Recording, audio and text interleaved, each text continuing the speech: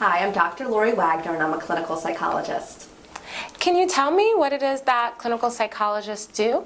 Sure. Clinical psychologists can do a variety of different things. They can do therapy with individuals or couples, or they can also do group therapy as well.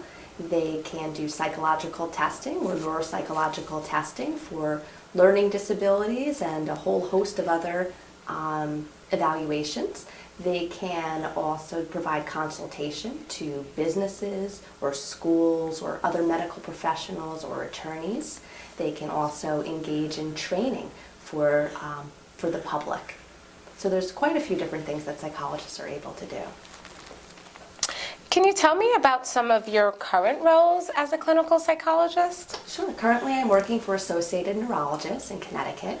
It's a big group practice that consists of 10 neurologists. We also have 3 neuropsychologists on staff, and there are 2 clinical psychologists who are working in behavioral medicine. There are also physical therapists and physician assistants and nurses and just a whole group of people who are working there. This is to help integrate the medical and the mental health of the people presenting to the practice. The work that we do has to do with prevention and also intervention and treatment, and also diagnostic issues when somebody's brought there as well. So that's one example of what psychologists can do. And what exactly is behavioral medicine? Behavioral medicine is the integration of mind-body medicine. So this has to do with integrating what happens both on the mental health component and also physically. So a perfect example is of the mind-body connection is when someone experiences butterflies in their stomach. So they may be experiencing some anxiety about something, and then it manifests physically in the body through something along those lines. So we do both prevention, diagnosis, and then treatment of what someone is presenting with. Can you tell me about what you've done in the past as a clinical psychologist? Sure. I've worked in a variety of different settings, ranging from working in a jail, so working with inmates who presented with domestic violence and substance abuse related issues. I've also worked with in an outpatient setting with perpetrators of violent acts and also the survivors of these acts, both the children and also the spouses. I've also worked in a medical center in a variety of different hospital settings, so working with people who were admitted for both mental health related reasons or detoxing from substances and alcohol. I've also done some psychological testing of different people to look at personality and other diagnostic related issues, and also working with veterans. That's another big area in psychology. And lastly, besides that, also working as a director of a college counseling center. So working with students, both traditional students and non-traditional students who are coming back to school with a variety of mental health related issues. Mm-hmm.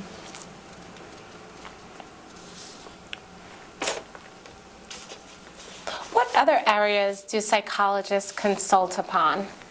Well, psychologists can consult in a variety of different places. This can range from school systems, so working on looking at learning disabilities or other behavioral related concerns. They can also consult to businesses, so how to maximize the potential of employees. Psychologists like these are called industrial organizational psychologists. They can also, in these businesses, do staff training and staff selection and things along those lines. Psychologists can also work with attorneys and do forensic evaluations for competency to stand trial and a whole variety of other things as well. And psychologists also can, let's see, what else is there? Just keep going. Mm-hmm. Okay. And I usually know about 10,000 different places psychologists can work in. I'll ask you the question over again. Okay. Oh, good. Perfect. We have 5 more minutes. What areas can psychologists consult upon?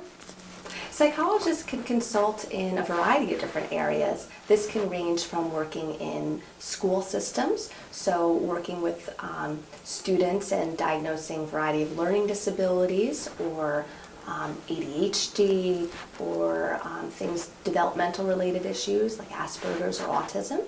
They can also work with attorneys and people with legal related concerns and do forensic evaluations, looking at competency to stand trial.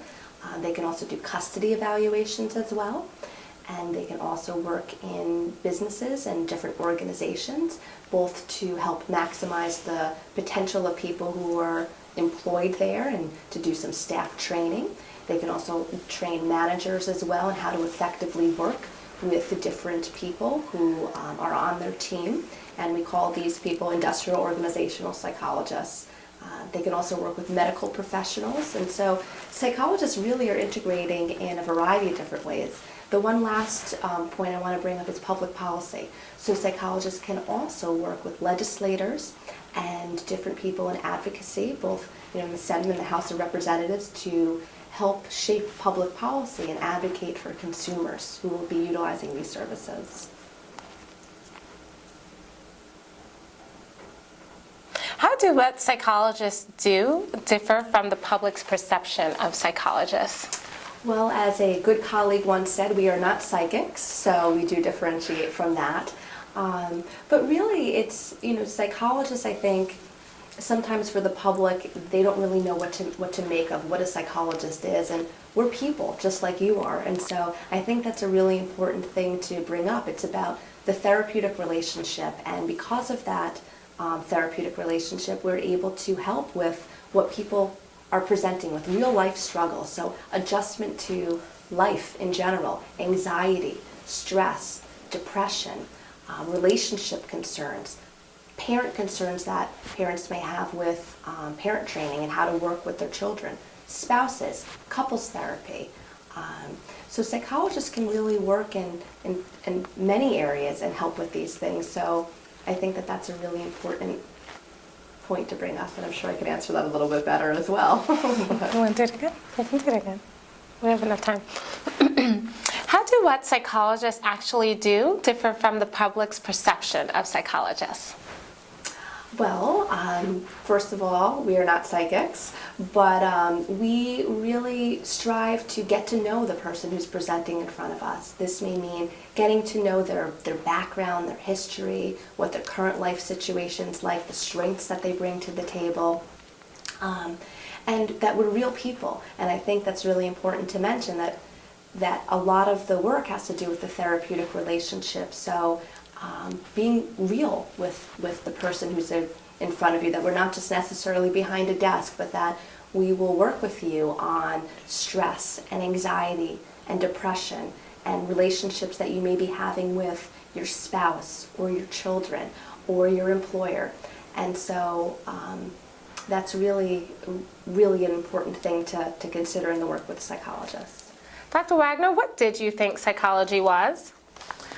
Well, actually, I had no idea what psychology was. I first started off as a chemistry major in college, and I knew I was always fascinated with the mind. And as I went along, I was finding all the activities that I was really interested in were related to psychology, but I didn't know what psychology was. So I was a counselor for a 24-hour hotline, working with both students and people in the community. I helped students who had issues on campus in the residential halls and were in trouble with a variety of things. And then one of my roommates said, "Everything that you like is psychology." At the time, then I changed. I became a psychology major, and many of my courses were research oriented, and were also involved in running trials for rats and doing things in dark rooms and all sorts of interesting things.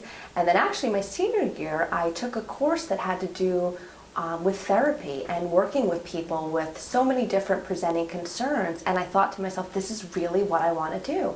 So I took some time off in between college, and after that I decided to go back to graduate school, and here I am today. What can psychologists do for the general public? Psychologists can do a lot of things for the general public. They can work with kids, they can work with teenagers, they can work with couples, they can help with marriage-related issues. They can also help with divorce or custody evaluations, determining who should get custody. They can also help with stress, any stress that you experience in life and transitions. Maybe you're becoming a new parent for the first time. Maybe you've experienced the loss of a loved one that was very close to you, or you're transitioning to a new area that you're moving to, or perhaps you are really stressed at your place of employment, or you're looking for a job. They can also help with medical issues, so people who are recently diagnosed or dealing with an acute or chronic issue. And they can also help with end-of-life related issues, so grief and death and dying. So psychologists really can work with anybody. What are some of the concerns the public should have given the current changes in healthcare? Well, certainly the public should be very concerned about some of the changes that are happening right now in healthcare. Due to managed care, there are lower reimbursement rates. And so consumers and the public are going to have to pay for these services much more out of pocket, so it's going to cost them more money. Also, with healthcare reformed and managed care, this is forcing many qualified professionals, such as psychologists, to leave managed care, and this is going to leave potential gaps in treatment. What did you think psychology was? Actually, I had no idea what psychology was, to tell you the truth. I started off as a chemistry major in college, and as I went along, I became really interested in working for a 24-hour hotline, so I was a counselor for that. I was also working with students who had different issues that came up in the residential halls, and I was helping to work with them. And then one of my friends said to me, "Hey, everything you're doing, Lori, is related to psychology." And so I said, "Oh, I never even realized that." So I became a psychology major. As time went on, a lot of my coursework had to do with research, and we worked with rats in the laboratory, running different trials. And then my senior year in college, I took a course on therapy and working with people who presented with anxiety or depression or relationship issues, a whole host of different things. And I thought to myself, this is what I want to do. So I took some time off after college, and then I went back to graduate school, and here I am today. What can psychologists do for the general public?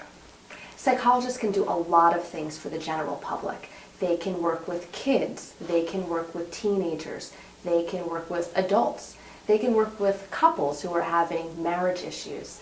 They can also work with divorce or child custody to help figuring out where should the child or children go. They can also work and help you with life transitions and stress in your life. This may involve the death of a loved one. This can involve moving to a new area or job transitions, so looking for a new job or looking for a job, or stress that you're experiencing in your place of employment. They can also help you if you were recently diagnosed with a medical condition, or if you're experiencing symptoms after having that for both an acute or chronic medical condition that keeps occurring throughout your life. If you're having issues in using substances or alcohol, they can help you with that. They can also help support family members who are struggling with a loved one who's also using substances and alcohol. They can also help you with grief, and help you if end-of-life issues are happening with a loved one as well. So there's a lot of different things that psychologists can do in working with the general public. What are some of the concerns the public should have given the current changes in healthcare?